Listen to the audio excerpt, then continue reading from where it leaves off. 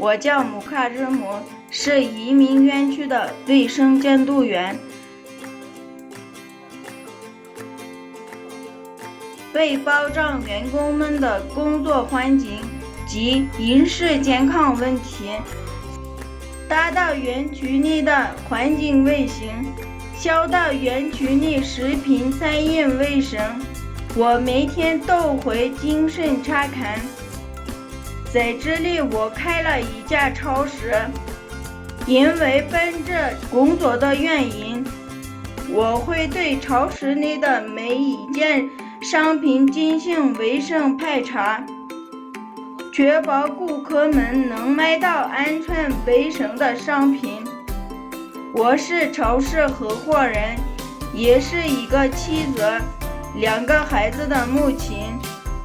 我认为生活环境是孩子成长的重要部分。我的女儿在学习方面很自律，没有为她学习操心过。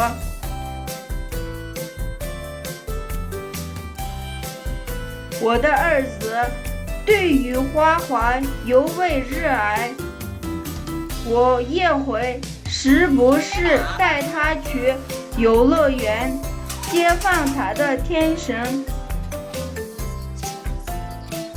每一个孩子在这干净卫生的环境下茁壮成长，是每位父母最开心的一件事了。身处在当今幸福安康的社会中，更多人注重的是身体健康问题。